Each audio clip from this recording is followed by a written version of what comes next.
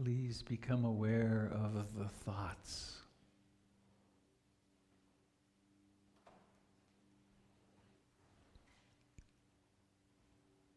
How much control do you have about those thoughts arising or not?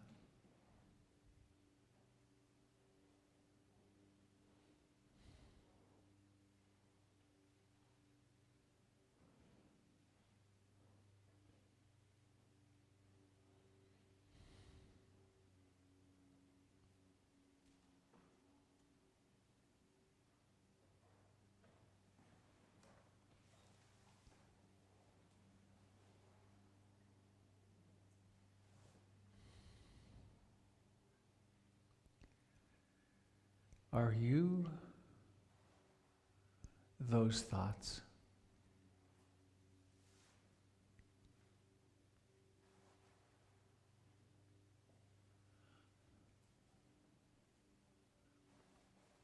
If you must identify somewhere, how would it be to identify with that which is aware of the thoughts, or the field in which the thoughts arise?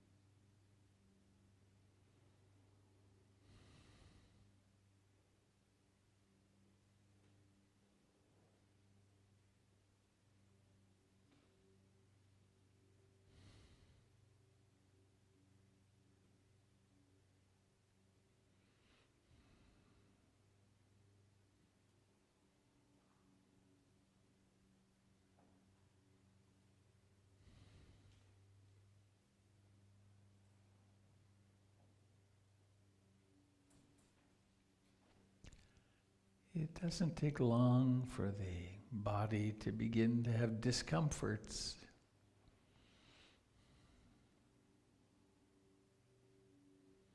These are normal.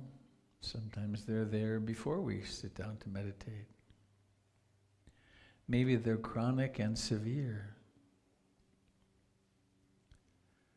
Whatever the case, they're not an interruption of meditation. Just like the symptoms of sickness are not an interruption of meditation. They are what they are. It's discomfort or pain. And if you need to, of course, move, but always wait a few minutes if you can. See what it's like to turn toward this discomfort, this pain. How curious can you be about it? How curious can you be about the stories the mind tells about it?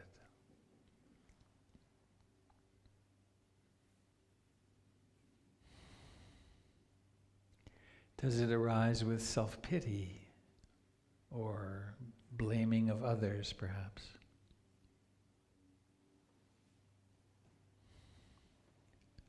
What if it's just that normal part of human life, which is pain, discomfort, disappointment?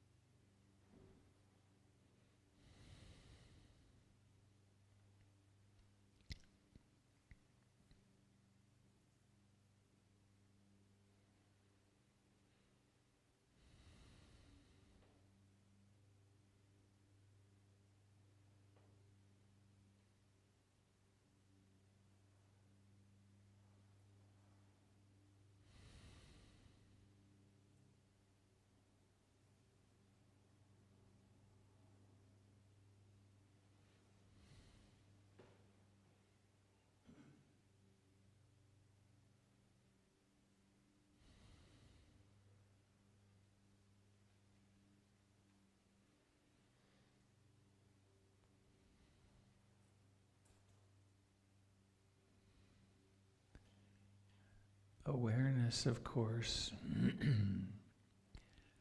can attend through any of the 6 sense doors. One could become aware of sound and hearing.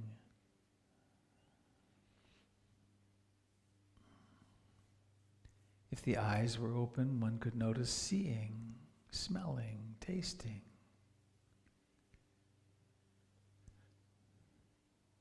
You could direct awareness to feel your body where it touches the cushion or the floor, to notice the temperature of the body in different places.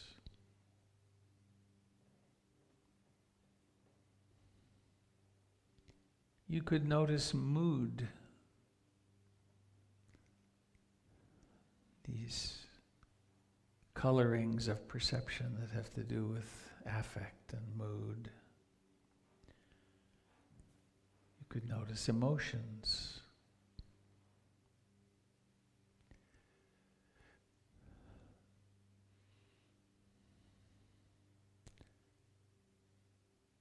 And as the mind stabilizes and more mindfulness is present, you can start to see personal stories and opinions and personal neurotic patterns.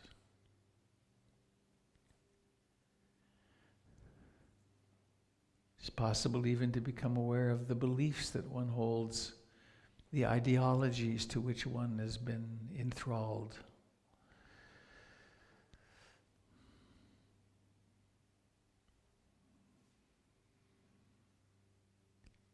Waking up, refuge in the Buddha, revealing the Dharma, what is.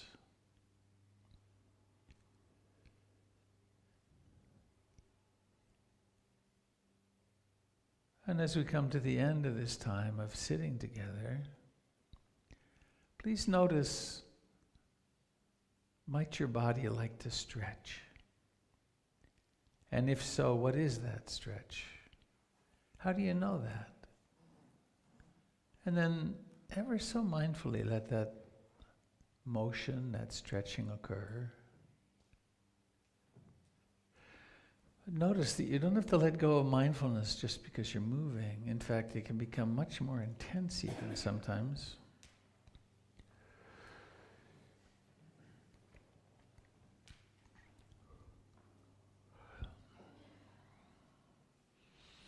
Stretching and knowing it.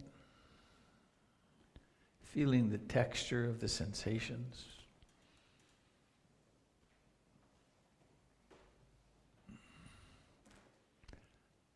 And then at some point, notice the intention to let the eyes open, and then notice seeing. Seeing.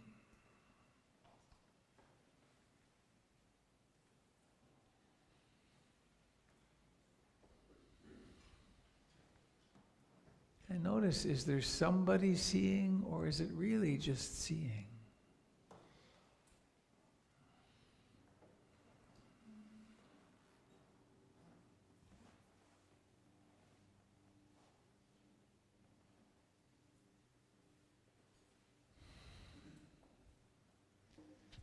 I forgot to ask, anybody here for the first time today?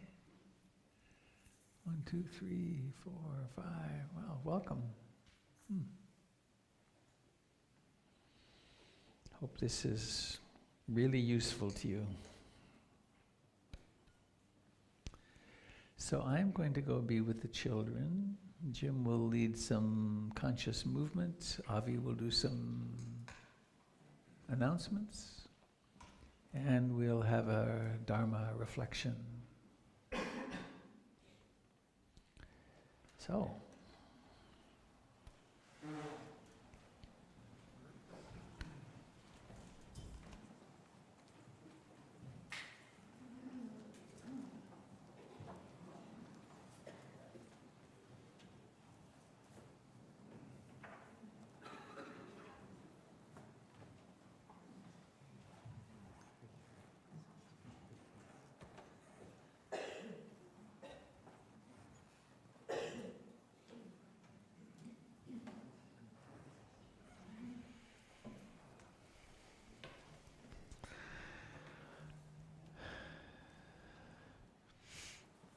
So we get in touch with our feet, maybe take a little step forward, and then another step, and then just rock back, step back.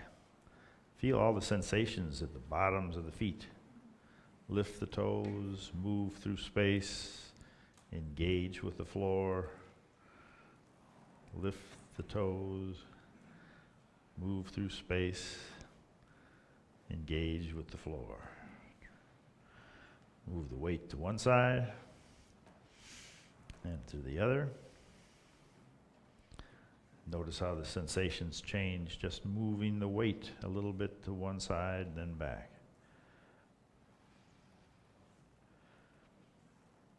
So we can direct our attention with laser precision on the bottoms of the feet, or we can just, let's put our hands on our hips and just move the hips in a circle, and then just get a general feeling of the sensations from the hips down to the toes. All the different ways the body wakes up. We start making a circle with our hips.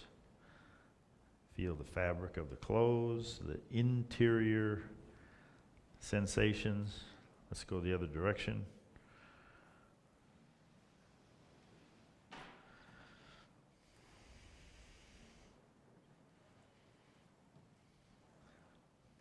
The weight's moving in a more complex pattern when we do a circle.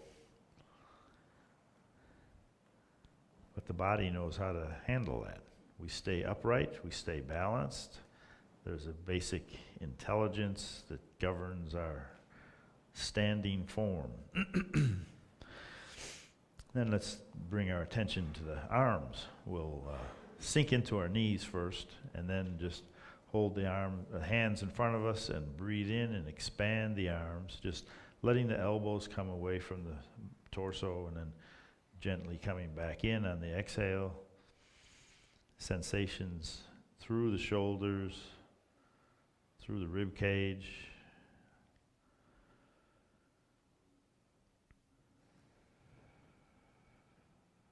The whole body breathing, imagining all the cells absorbing new energy and then casting off what they don't need on the exhale.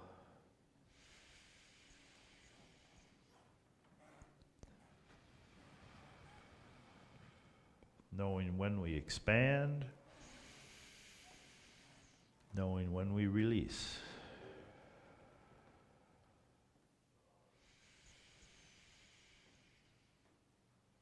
We can put our attention just at the beginning of the expansion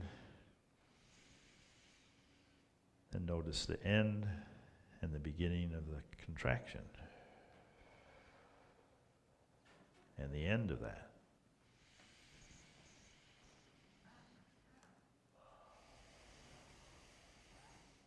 Then let's bring our hands to our chests and cross the wrists. Bring soft hands to the heart. Open the thumbs, open the arms. And then return to the center. So we have a pattern.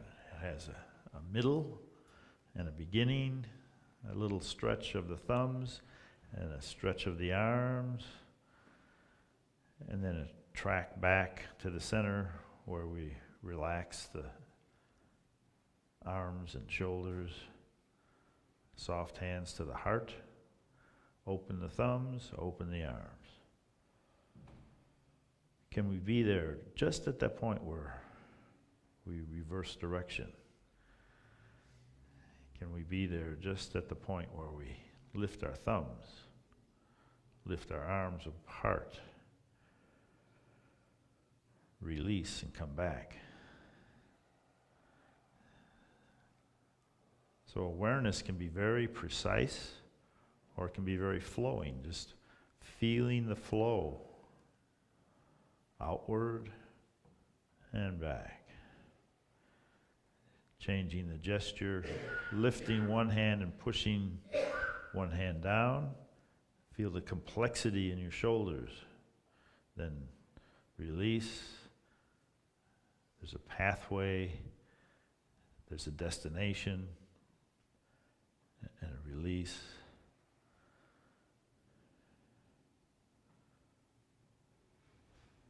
So there's a beginning of the release. There's a path. The hands kind of wave at each other in the middle and then finish and a new gesture begins. Can we be there at the beginning, through the path, at the end, at the turnaround? Something tells us we've reached the limit. Something releases that stretch. It's just the intelligence of the body, knowing its limits, knowing what feels good, and knowing there's a path in between. We have this mental image of the center line, maybe, and we stay right on that center line.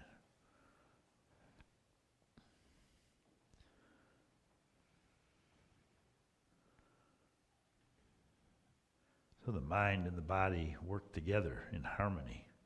Change the gesture, open the hands, palms are forward, take a breath.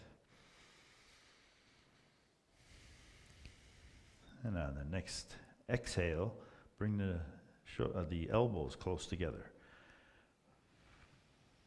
Just like a closing of a book. And then opening the book, breathe in. Again, there's an end point and a path and the other end. And the opening has a path. And the closing has a path. Can we be there? Beginnings and endings and pathways.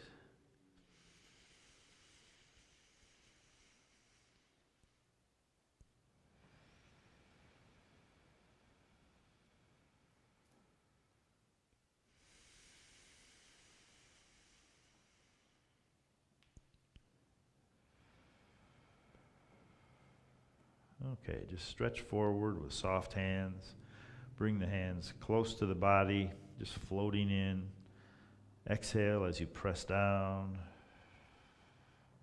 Inhale as you push backward.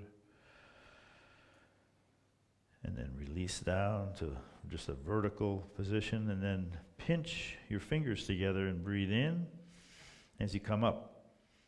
And then stretch your fingers apart. You got tension in your fingers. And then you release.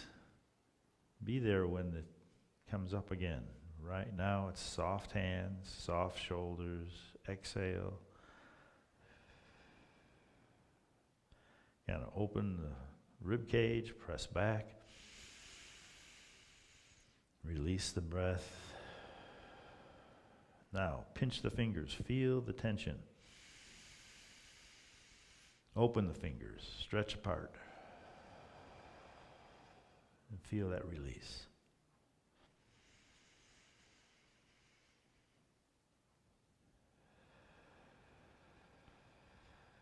It's a more complex path, but we have this staying power.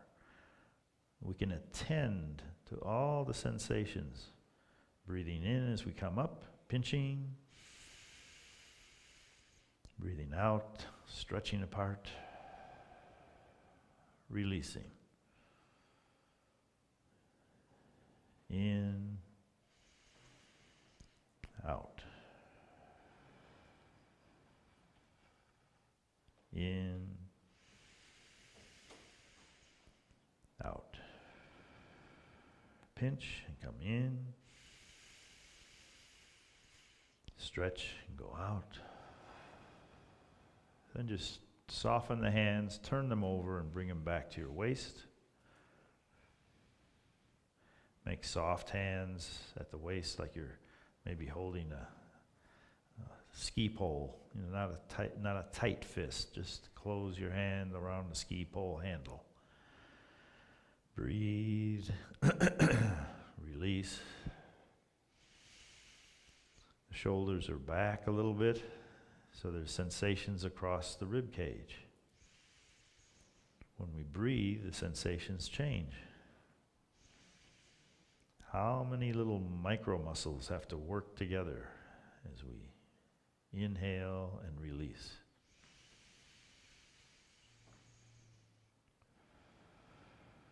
Then open one hand, let's say it's the right hand, and bring it up the center line as you breathe in, and then breathe out as you push and look away. Breathe in as you draw the hand in. Breathe out as you let it come back to its beginning point. Now the other hand opens, comes up, releases the breath and turns away. The hand relaxes and comes back in, and then settles down. There's a complicated path here. Open, press and look away, relax and come back, and release. Open, lift, look away, breathe in as the hand comes back, breathe out as the hand goes down. Once more, just staying with the whole gesture.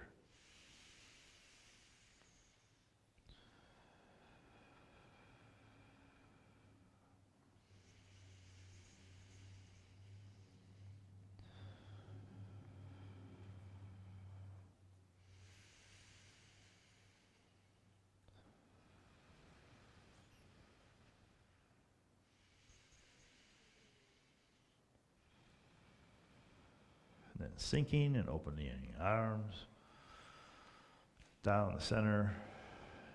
Feel the release from the choreography, just reaching and releasing.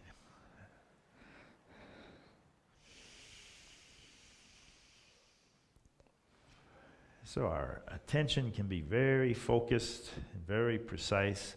It can just be open and aware. A body stretching, breathing, and relaxing. Thank you very much. Come join me on Saturday. I've got a half-day Qigong retreat planned for whatever that date is. It's not today, it's Saturday. It's the 20th? Okay. Well, wait a minute. It's the 20th. Very good. 20th. Hope you can come. Thank you, sir. Good morning, Sangha. Kirsten, would you care to join me? So, for those of you who don't know me, my name is Avi. I'm community coordinator here, and I make things go sometimes. And who are you? I'm Kirsten. I'm the volunteer coordinator until August anyway, when Okay. I'm moving to Boulder. Do you have something for us today, I do. Kirsten? I have a few things for you. So, first of all, we had a fantastic volunteer work party yesterday. Thank you, everyone who came. Raise your hand if you were here yesterday helping out. Awesome. There were a lot of people here. Give them a hand. They did a lot of work yesterday. We do those twice a year, so if you want to do one of those in the future, there will be another one in the fall. But between now and then, one of the things that we do need help with is we're coming into summer, so lots of stuff outside with the gardening and the landscaping. There's a core group of people who have interest in that I have contact info for, and you'll be hearing about.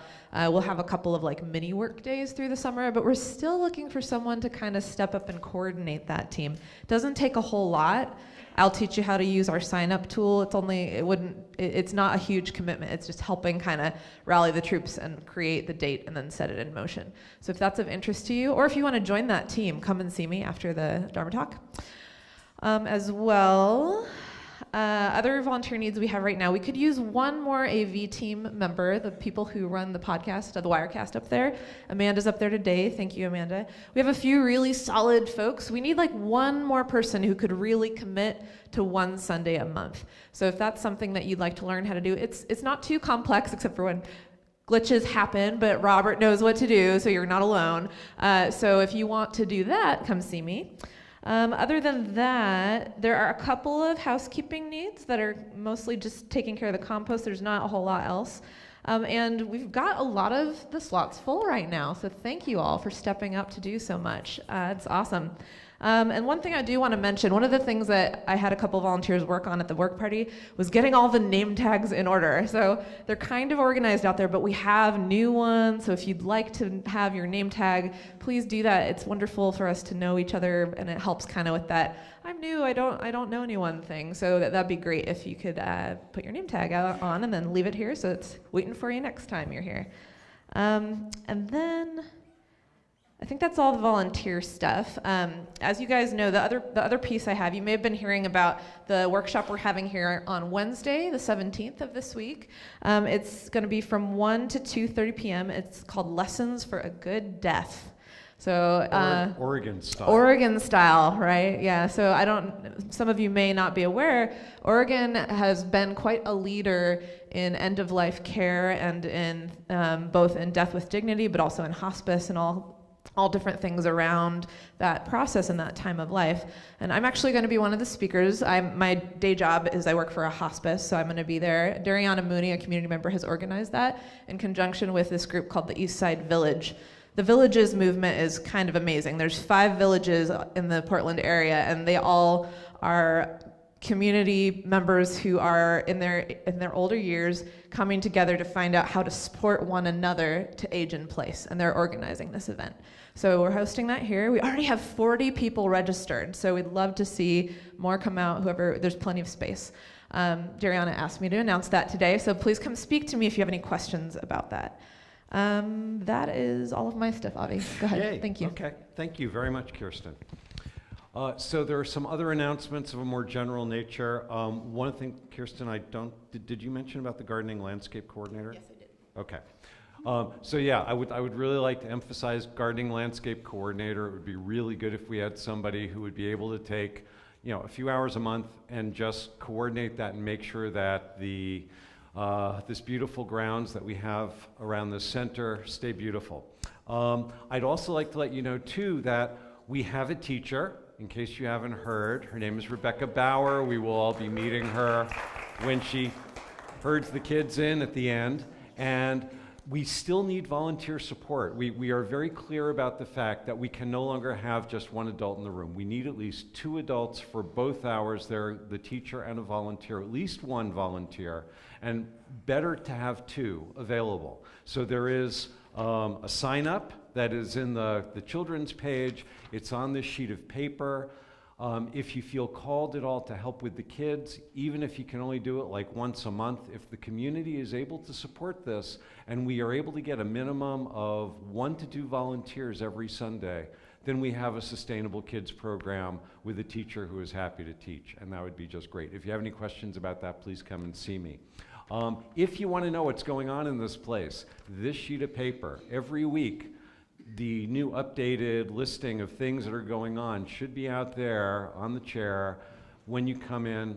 I know that people don't like extra pieces of paper, but please feel free to take one and look at it. If you don't like pieces of paper, look on our website, because just about everything that's on here is on our home page and on our events page. And then that can help you get plugged in to what's going on here. The other thing is, if you want to feel a part of this place and you just basically have been coming here and sitting, but you want to get more of a direct connection, there is a contact list back there on a clipboard. Please fill out your name and your contact information. Let us put you on the list so that we can send you our email notices about events, that you can get it directly in your inbox. So a few things to know in addition to the workshop. Very good workshop, by the way. It's really amazing work that Eastside Village is doing and the Villages movement is doing. And we hope to have more of that kind of thing in the future. Information is on the website. We also have our Buddhist movie night coming up. Instead of the original movie, which was doing Vipassana, we will be screening The Sixth Sense, if anyone remembers that. Really, it's Buddhist, really. Even though the kid sees dead people, there is a point to it. And, and during the discussion, I am sure that will be elucidated. We have a Qigong retreat with Jim coming up on the 20th. We have 2 classes that are starting. We have Skillful Speech, the spring edition, and we have Basics of Mindfulness, the spring edition. Those are starting the week of the 21st. And there's sign-ups for those are on the website. We have our first Saturday monthly day-long retreat with Doug. That's going to be on May 4th. And Tuesday, May 14th, we've got our next monthly NVC practice group with Doyle and Kirsten. NVC stands for Nonviolent Communication. If you are interested in a Dharma consult today, in other words, if you have something coming up in your practice that you would like to discuss with an expert practitioner, or if you would like a quick on-ramp to starting your own practice, please see Jim. He'd be happy to spend 20 minutes with you or so today. If you cannot do it today, please contact me. I can set you up with a member of the Teachers Council here to do that. I also want to let you know, too, that we have this thing called Engaging the Dharma, where we, as a community, take what we learn and what we experience on the cushion and we bring it out into the community as compassionate action out in the world. We used to have these the second Sunday of every month, and there was supposed to be one today, but the organizers have decided that it really is too long a day. They are now going to be the first Sunday of the month. The next Engaging the Dharma meeting is going to be Sunday, May 5th. We have other sits during the week. You can check that out on the website. We have our Transitions Project, where if you have things at home, clothes that you don't need anymore, please bring them to the magic chest, and people will get that to Northwest Transitions Project, which helps the homeless get back on track with their lives. And I believe that is it. Thank you very much for your time. Oh, thank you very much.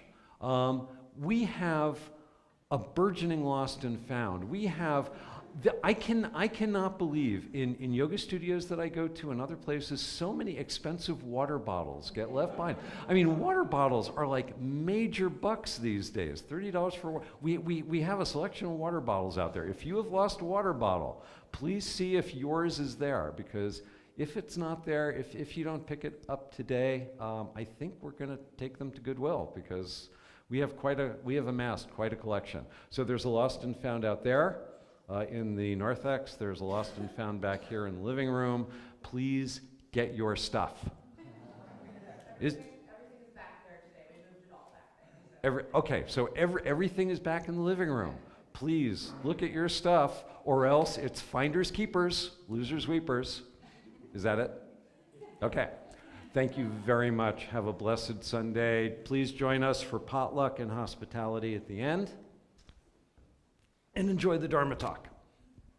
Here you go, sir. Thank you, Avi.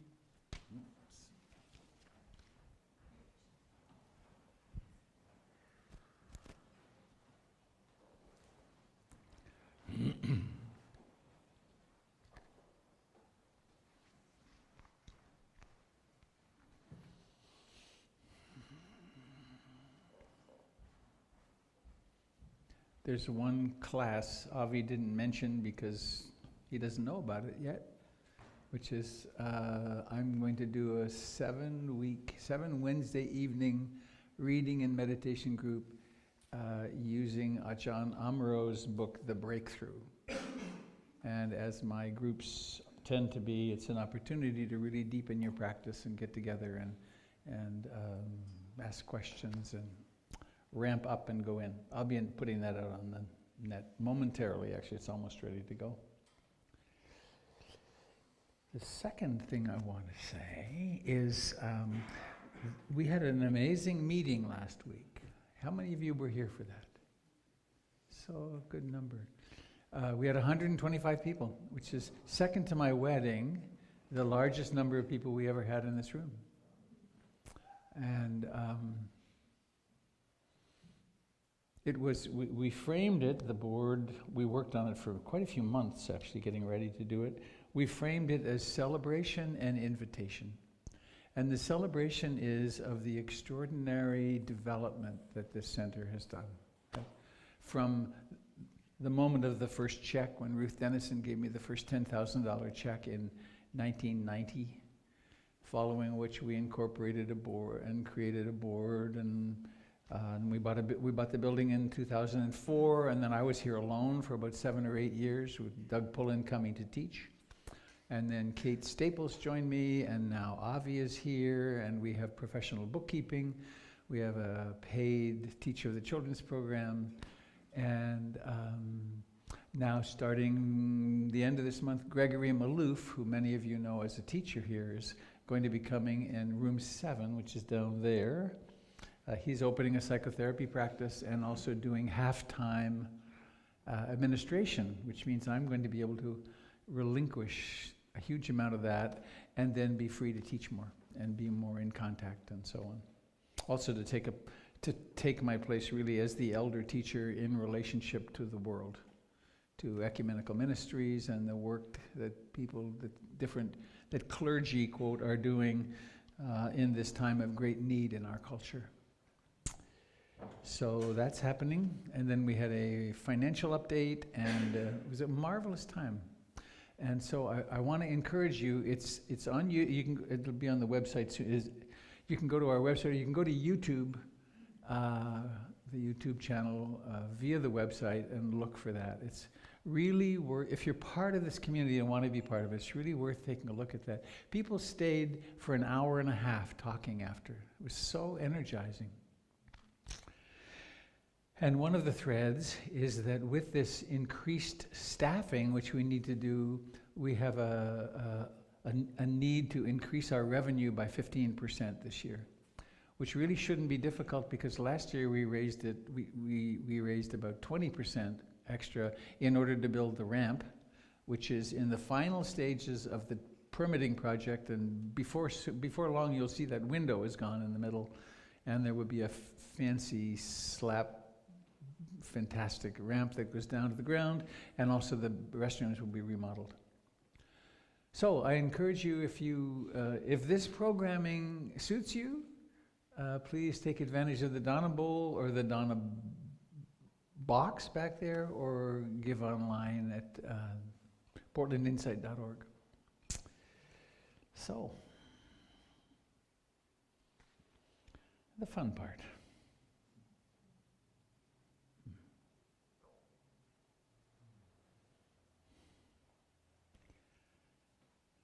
Thank you to the volunteers. This would not happen without volunteers.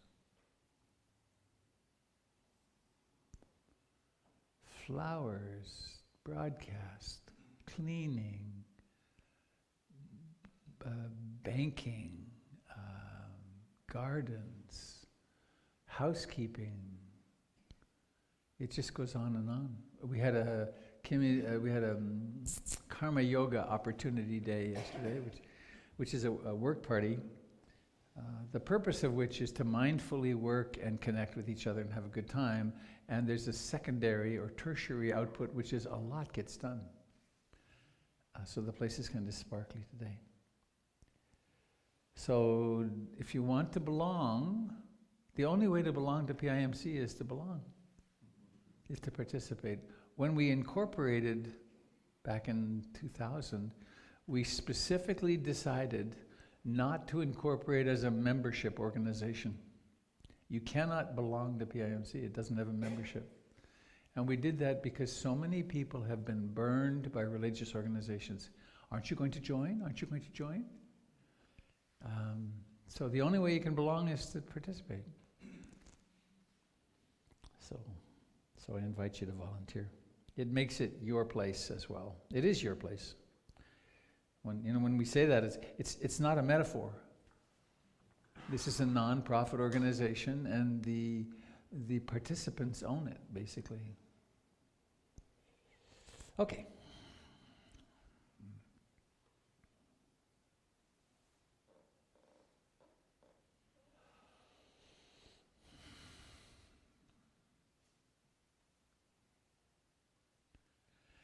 I want to read you a letter. And I read this with the permission of the author, who wishes to remain anonymous, but who is a participant here at PIMC. Robert, A story I want to share with you, not as a request that you comment, more as a gift of sorts. I remember when I asked, how will I know if my meditation is doing anything? And you said if I meditated for 2 weeks, you guaranteed I would see a difference. Here's one difference. I was back at work in the pediatric ICU working nights last week, after a stretch of not working there for 5 or 6 months, so I was appropriately anxious. I almost got through the week without any crisis until 3 a.m. of my last shift, when a 12-year-old arrived, code 3, with advanced pneumonia, using every single muscle available to keep breathing, and tiring. I assessed the patient's status, my own status, the options I had available to help him, and the human resources available. I assessed that while I probably would be able to get him on the ventilator, sedate him, paralyze him, visualize his vocal cords, insert a tube through the vocal cords, attach the ventilator, that I was not the best qualified physician available, that I was no longer interested in, quote, proving to myself or to anyone else that I could get the job done. It wasn't about me, and I told the nurses I was going to call the anesthesiologist to do the intubation and heard back from the charge nurse, good idea. This was done without incident, and I had my hands full taking care of this patient. As it turned out, not surprisingly, he was getting worse and going into shock right before my eyes. I knew that the right thing to do was to put a tiny catheter into one of his arteries on his wrist, and also put a larger one into a major vessel going into the heart. These are things I have done well over 500 times in my career. Keeps making me teary. Nothing new about either. But it was 3 a.m. I had not done either for months, and as it turns out, it is very hard to cannulate an artery if the pulse is so weak that it's hard to feel by finger touch just exactly where it is. I try and am unable to do this. Meanwhile, his mother is calmly watching me poke and poke and poke a needle into her son and not get done what I am trying to do. It's becoming a bit of a flail, and I'm getting scared. What if I can't do this? What if he just goes on into shock and dies? What if I am still unsuccessful and need the day doctor who will arrive in a few hours to do it? What am I doing? Why am I doing this anyway? Why did I agree to do this by working for a partner over spring break? Just like you talk about people who start meditating, all this I, me, mine voices in my head. But of course I wasn't meditating. I was working and getting frustrated and a bit frightened. Not as scared as I've been in the past, since the situation wasn't all that scary yet. But after 30 years doing this, I have seen patients just like him, looking just like he was looking, who then go on to look a lot worse. I take action, which is I tell the nurses I'm going to take a break, talk to the family, and then come back in a few minutes. I order some medication to improve the blood pressure, give some more fluids. I tell the parents that things are getting difficult, that their son is getting into shock, and that I'm going to need to do more things to help him. Also, I tell them it would be best if they wait in the waiting room, and I will get them in an hour when all is stabilized. That is because I was having a hard enough time getting things done with the internal dialogue, and the last thing I needed was a secondary imaginary dialogue about what the mother was thinking as I was poking her son with a needle. I go change my shirt, take a drink of water, adjust my outfit, and adjust my mind. I remind myself that I am perfectly willing and able to do this job, that I am the best person in the hospital at 3 a.m. to do this. I slow my breathing. I close my eyes for a moment and focus. When I go back into the room, the nurses understand what's going on.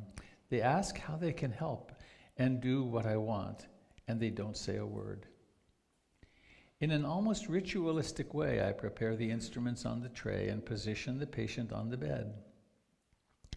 I visualize how I am going to thread the new catheter into the heart, and I say to myself, just get into the zone.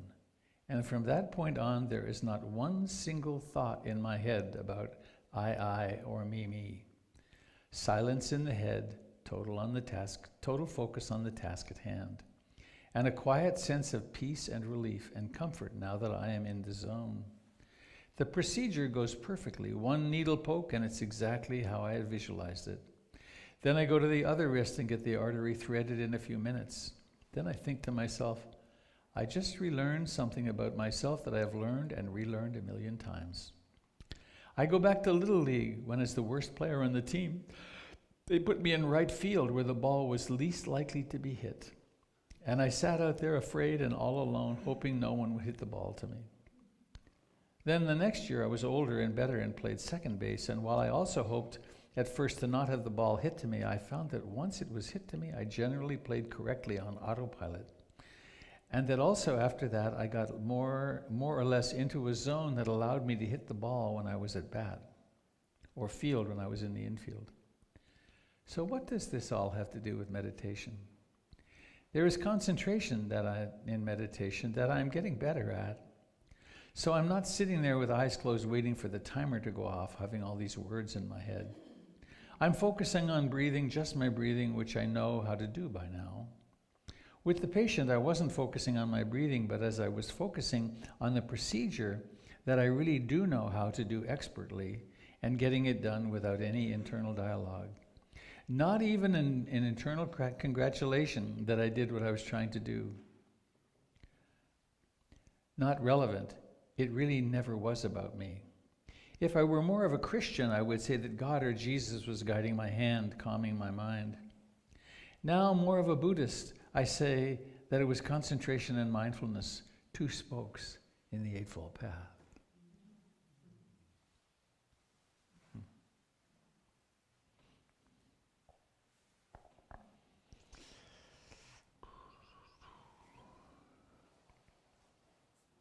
Where'd it go?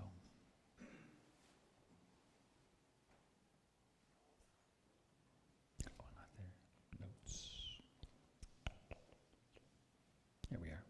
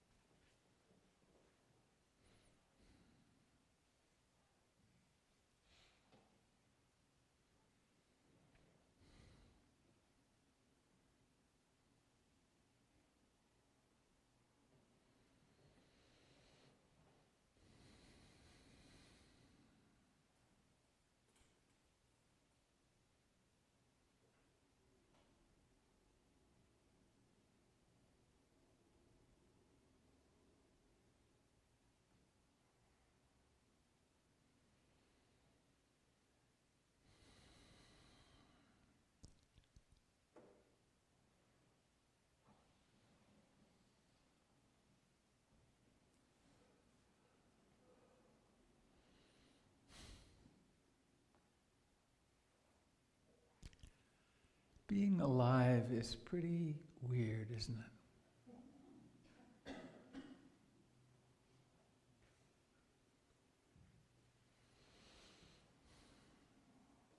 I went to my grandson's 2-year birthday party yesterday. Lots of other little kids. And at the same party was his brother, who's now 6.5 weeks, I guess, old. And his dad was there, my son. And I remember so well when he took his first breath. I remember when the physician handed me the scissors and said, cut the cord. And the words that came to mind in that moment were, I set you free. And I realized in the next moment, I'll be doing that for the rest of my life. That, of course, we set each other free if we're, to the degree we're wise. But what a strange thing. I know I talk about this all the time. I hope it's not boring, because to me it's so odd. They say 14.2 billion years this universe has been in existence and expanding. And a few eye blinks ago, each of us came into being through a sperm and, I mean, do you believe this? A sperm and an egg came together, and then all those little DNA strands, they tell us these stories that these things exist. And the DNA does its thing, and then the egg is fertilized, and it finds a place to implant itself, and then it grows, and if it makes it through all the different prunings, we emerge as a baby, a functional baby. And then we go through somebody training, and we become somebody, and we get all involved in everything we do, and then we get older and older and sicker, and then we die, and then we disappear. That's a very strange story, I think. And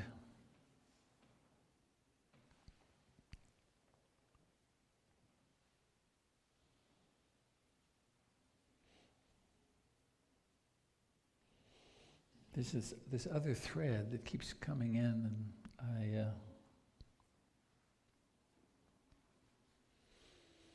I'm not sure how to say it.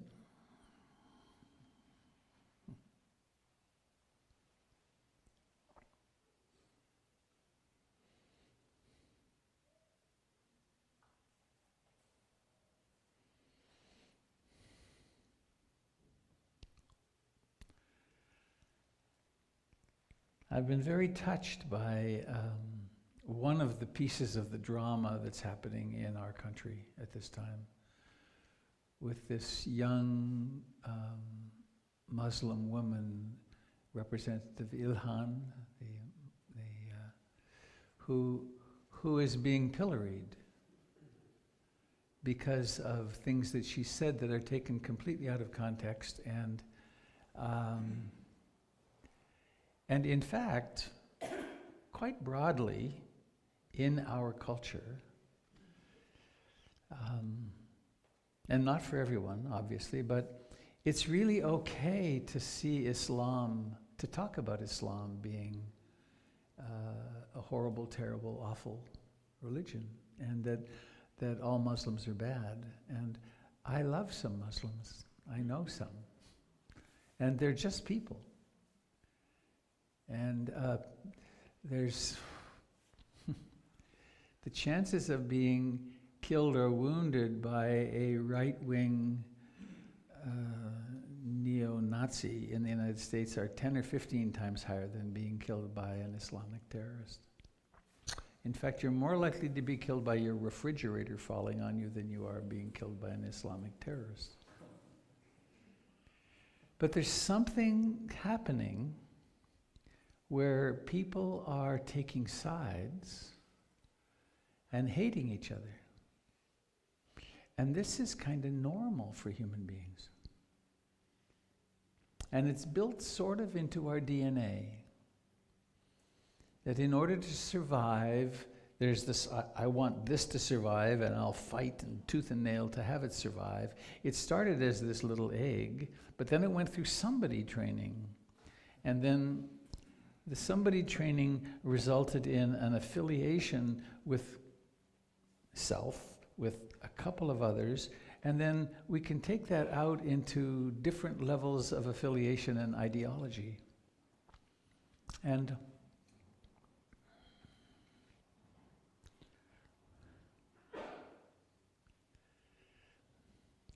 I get to relate in my extended life with people of different stripes, different ideologies. And it's so clear to me that any of us can believe anything. It depends upon what your conditioning has been. In fact, I've been thinking, maybe I'll do this. I've been thinking to switch my channel and get all my news from right-wing channels for a month and see how my thinking changes. Because I'm programmable. We're all so programmable. And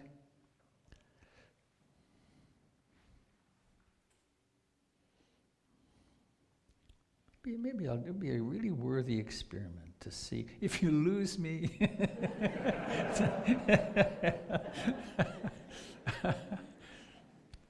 But the reason I would do such a thing is to develop compassion. And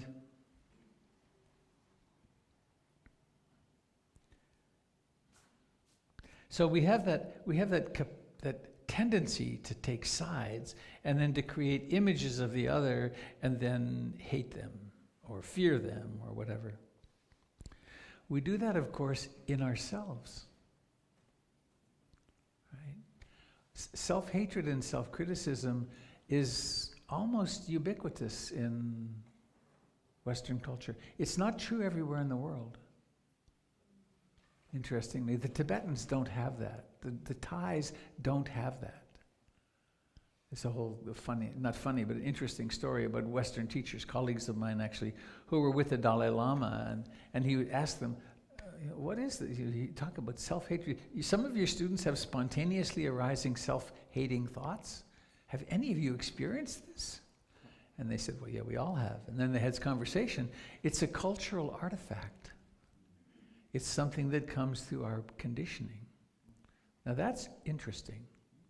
And I've worked, it's been 35 years or so I've been teaching, and I've met a lot of people who began to meditate and learned over time to stop feeding the self-hating thoughts. And they're not even that deep, really.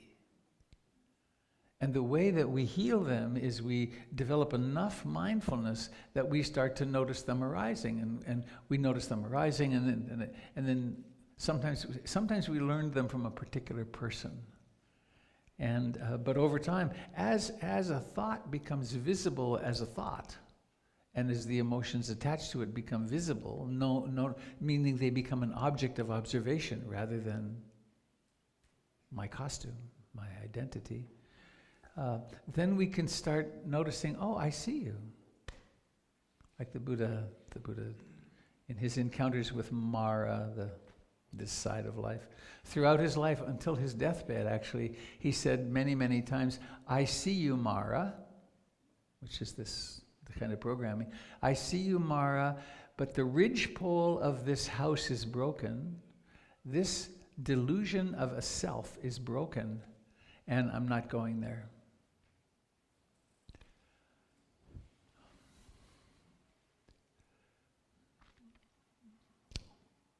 So, connecting this with that beautiful story from the fellow in the ER.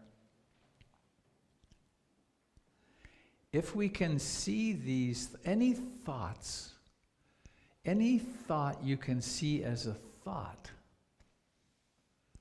if you really observe carefully, you'll notice that it thinks itself.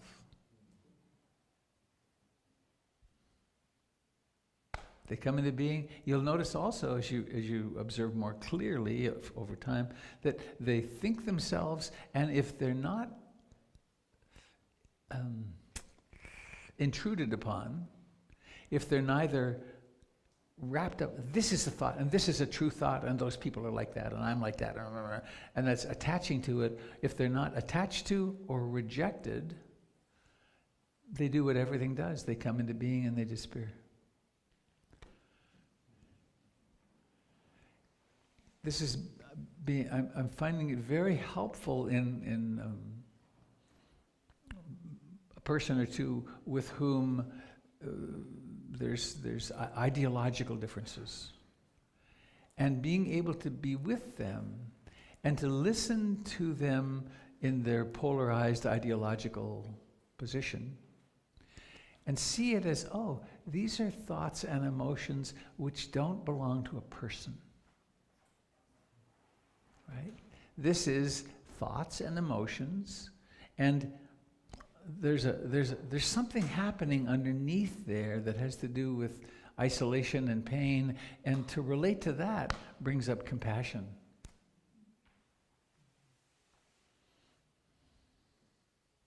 And so, another thread that I've been thinking about this week,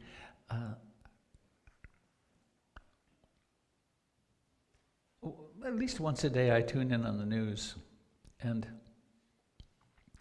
so often what happens is I see something newish that's happening, and it is so in conflict with my values and so not loving from where I sit that it's almost not accept. It's like I cannot accept that it exists. And the way the practice is working with that is I'm noticing that it's like, I want that not to exist. I want that not to exist, and whoever is, quote, responsible for it, I want them not to exist. And it's very painful. So what to do? Simply to notice, here's this, I don't like this feeling, this. So what could I do? I can simply notice it for what it is and recognize this is the way of the world. This is not new, this is not particular to our time or to our place. And is there something I can do? Well, the most important thing I can do is find that place of balance and ease and loving and compassion, which is quite possible. So, just as this fellow in the ER, he used his practice in balance to find a way that he was starting to get a little weirded out, it was getting dangerous, and he paused, did a little moment of breathing, presence, and then his experience of the world was remarkably different. And he was able to be effective and act. And that's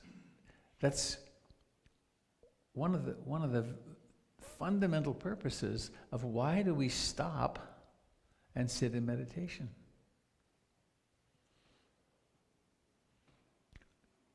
Because we want to learn how, number one, maybe mindfulness meditation is so effective in learning for stress management, learning how to soothe the central nervous system and relax. Get out of fight-flight energy and mind.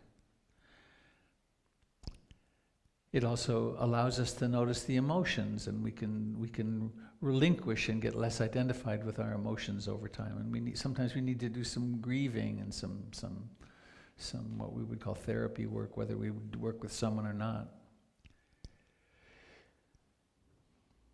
And then it moves into clarifying the very process of what it is to have a self. And this teaching points to, and this is back to that image of 14.2 billion years, and then something happened. What's real are the beliefs and emotions and ideology of this person who's alive for an eye blink. Is that real? Or is the fact that we are this vast infinite universe manifesting for a few moments as is anyone we're opposed to? Where all you come back to the Shakespearean, all the world's a stage and all the men and women merely players. They have their exits and their entrances. One person in their time plays many parts. What if we really are actors? We're all crisis actors. We're all pretending to be honest. We're all identified with a side. And I think the question is that where we want to live? I don't think so. I think living in loving each other as persons who are profoundly ignorant a lot of the time. Who stops, who in this culture, in the world, stops and spends 5 minutes a day being aware of the breath and differentiating themselves from thoughts? What is it, 0.5%? Everyone in this room is in that. Think of the 0.1% around finance in America. Talk about wealth. Every one of you in this room have the capacity of being free and of being loving.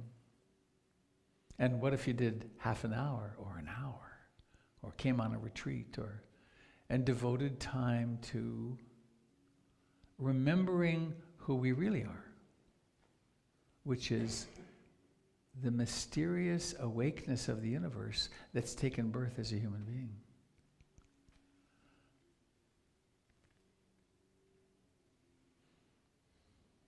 The fellow who wrote this letter is not a long-term meditator. He's relatively recent.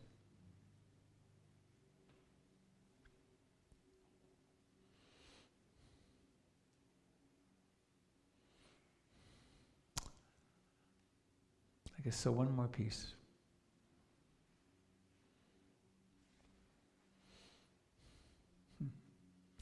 Hello to those of you that are joining us on the net.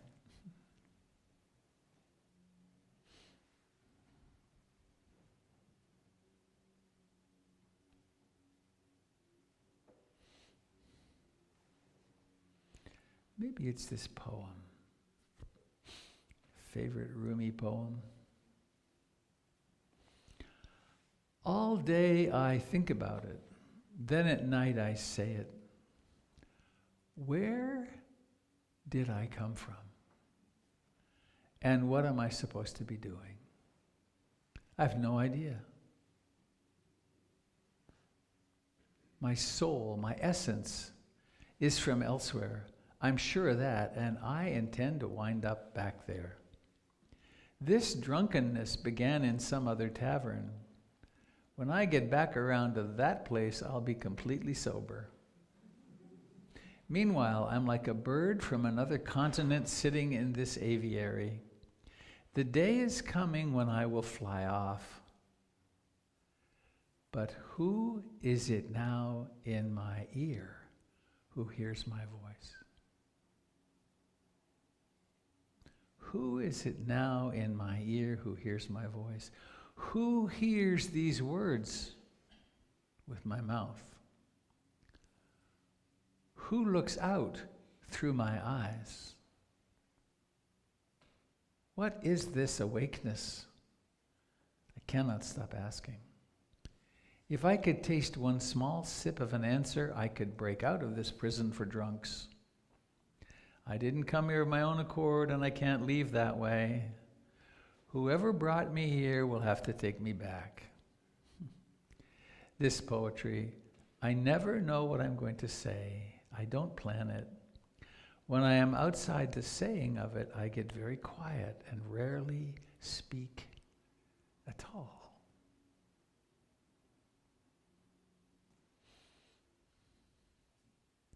Rumi had a profound awakening experience. A fellow Shams came in out of the desert, and an amazing thing happened between them. And Rumi started walking around and just spouting. And people followed and they wrote stuff down. And I actually, I did a pilgrimage, part of my trip to Turkey some years ago.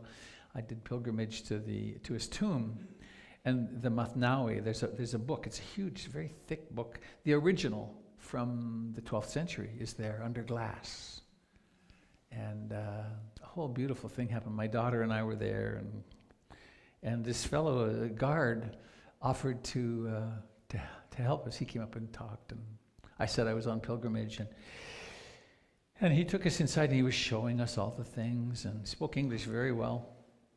And he said when we got to that, take a photo. And I pointed at the signs. I said, no pictures. And he said, no flash. And it turned out that he was the head of security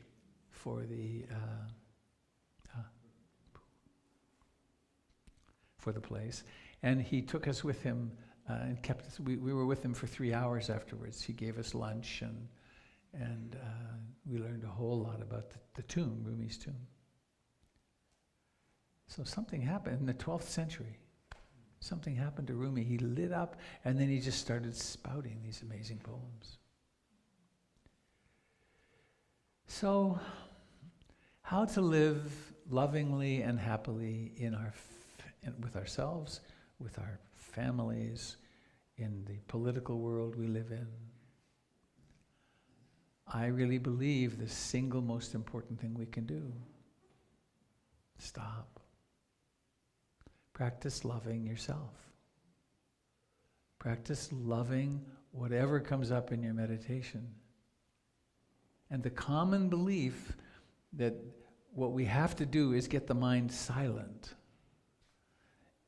It'll never work like that. It does go silent, but not through violence and not through repression, but through allowing, and you realize there's nothing to fight here anyway, so why not just sit here? So, questions, comments? Someone's spouting Rumi poems. Anybody, please. Vic.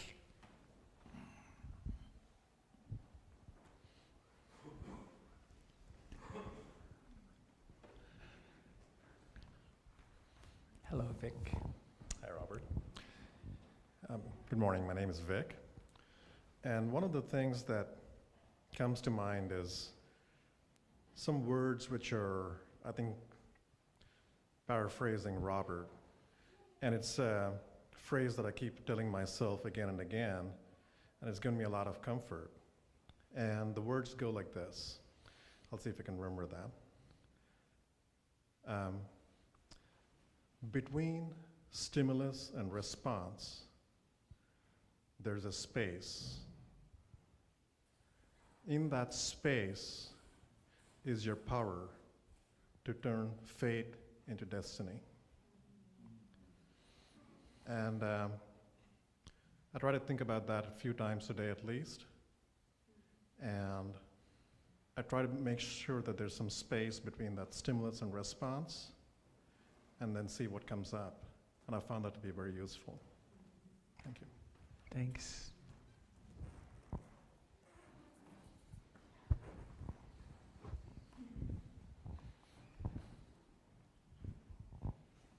Hey, Robert. When you were talking about spending a month listening to Fox News, I got scared for you.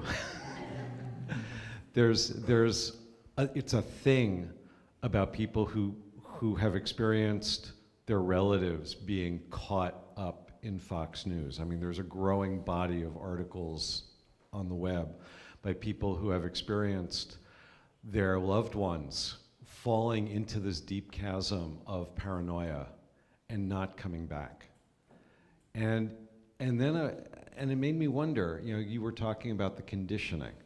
So if you jump into that chasm, do you believe that mindfulness will prevent you from being programmed in the way that some other unsuspecting person wouldn't be? Absolutely. And could you talk a little bit about that, how that works?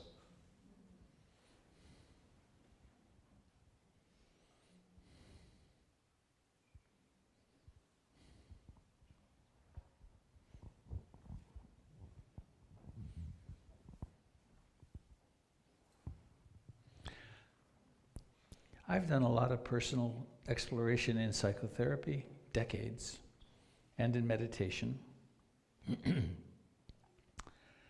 And I still have patterns that run, easily feeling abandoned and neglected and so on, unloved, they're the programming, they're the structure of the self. And they still get set off, but mostly they're very obvious now. So that which knows, that which is awake, is not the self, is not the programming. And so, within reason, I was in a Buddhist cult for 5 years, very early on, and I gave away my power, and I left with my backpack and the clothes on my back, and I had spent 5 years working constantly for this guy. He's now long deceased. His name was Sujata. So cults are possible, and it could be possible if one were captured and go through like one of those Chinese re-education camps. I think I wouldn't predict survival from that. I mean, who knows? But to be observing that which knows, the awakeness, is so much deeper than the thoughts, so much deeper than emotions. And my guess is, and I could be totally wrong, my guess is that that capacity of discernment would persist over a month because of the depth of awareness. So it's kind of an awkward answer, but that's what I think is true. Because I'm utterly convinced that I'm not my thoughts. Oh, and I missed a piece, which is, I sometimes in teaching, many of you have heard little bits of that story, I use the story of my childhood, my infancy and neglect and this and that. But I always preface it now with, this is the story that I have of my childhood. I have no idea if it's true. And it's over.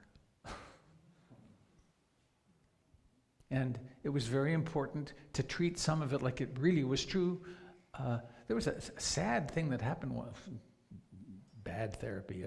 I got this idea that I was unwanted by my father, and I had this flash that came up in a session that it was like a booted foot above my head, and I then believed for a year at least that my father wanted me dead.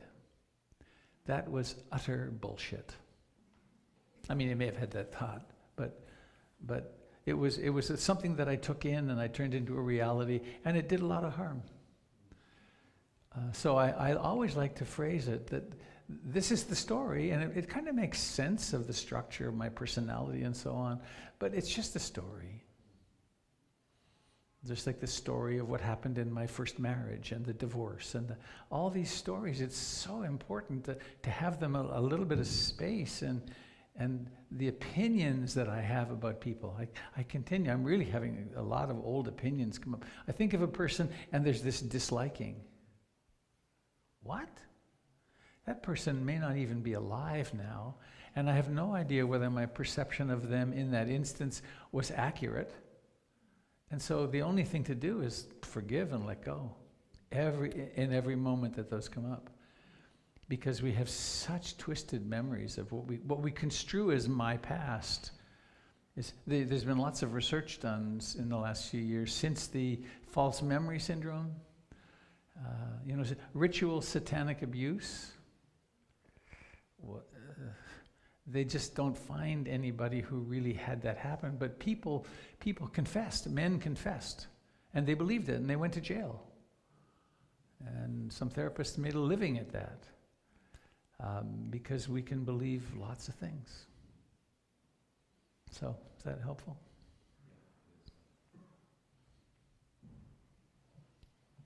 We can be in relationships. Maybe I certainly have been in a relationship with someone who is undermining your self-esteem all the time. And that can be really hard too, because we can start to believe, I really am like this, and maybe even you start acting like that. That's why it's so important. It's so important to have a significant meditation practice and a community that can help you balance yourself out. And realize that the stories we tell ourselves about ourselves and others are thoughts.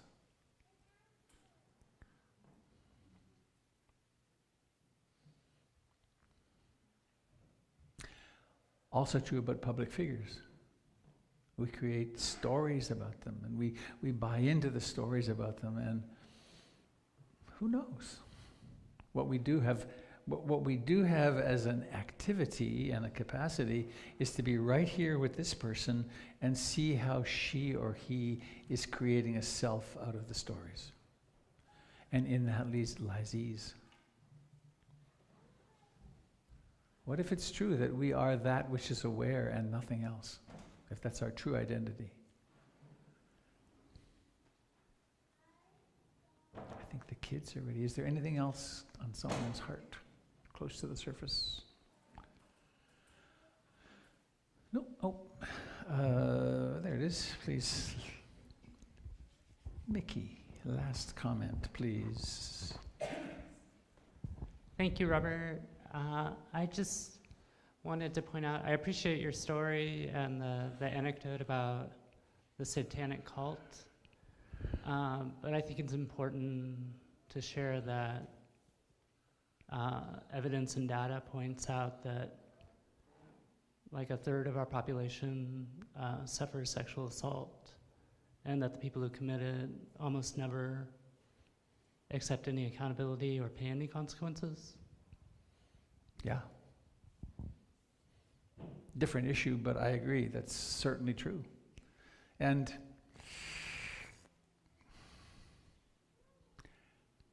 dukkha. And we really must work to become more and more attentive to that issue and to realize the trauma. I think people could understand this. I think we get traumatized. I think trauma is a real phenomenon, and I've worked through a bunch of it in my life. And some people have much worse trauma than I had. So it's happening right now. So what to do? First thing is to heal ourselves. And then if we're in a position to be active in the world and work to prevent that, then let's do it. But to find that peace within ourselves is the first step, I think. Peace and love for everybody. Okay. Please, let's make a big circle. Let's bring the kids in.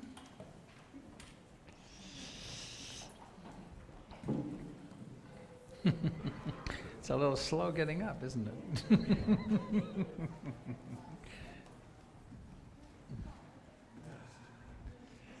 Can someone bring in the kids?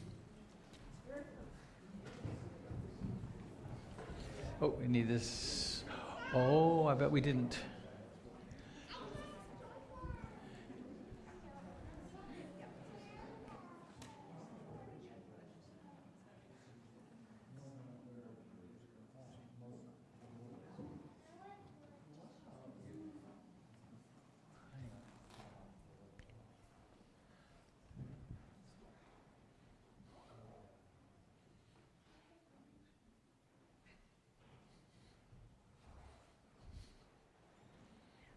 Yes, okay.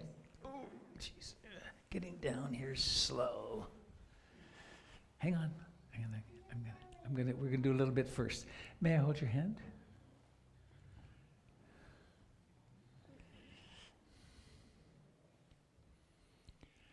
So, contact, touching. How fortunate we have bodies, because then we can hold hands and connect with each other.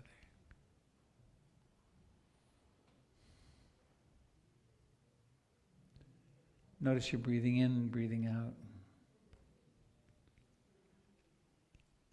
Give this hand on your right a little squeeze. Wish this person well.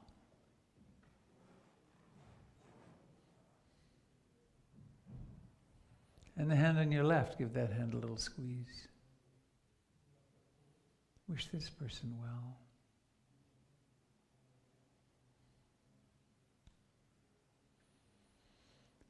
And so, may all beings everywhere benefit from the merits of our practice, which of course they do, because we are all beings. So, Would you like to sing it, lead the song? Hang on, let me get it on. Oh, it went off. We'll all sing.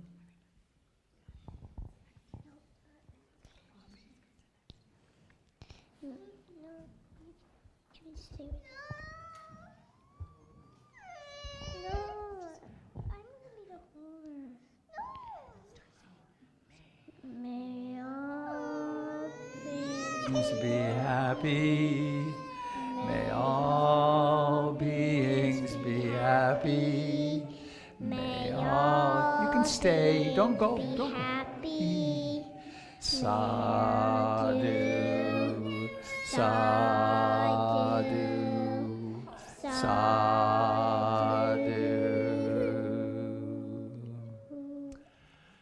Oh, I I'm want. done. Yay. Oh.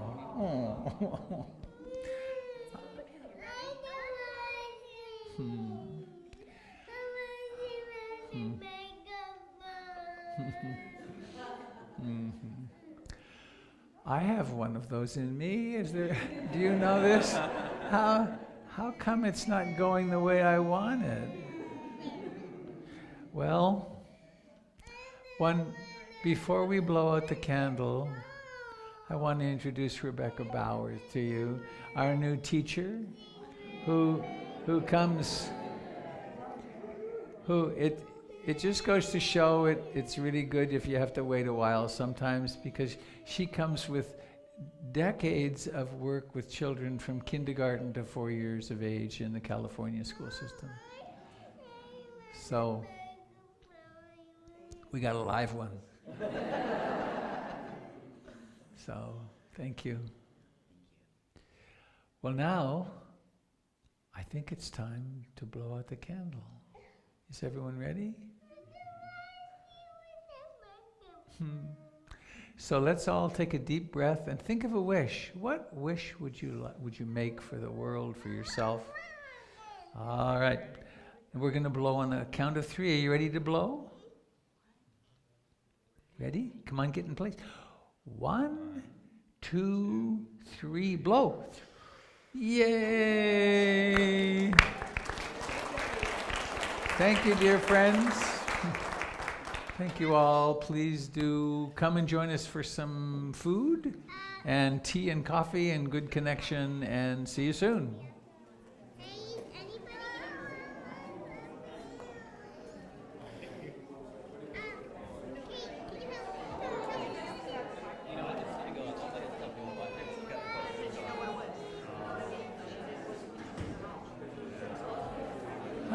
Oops.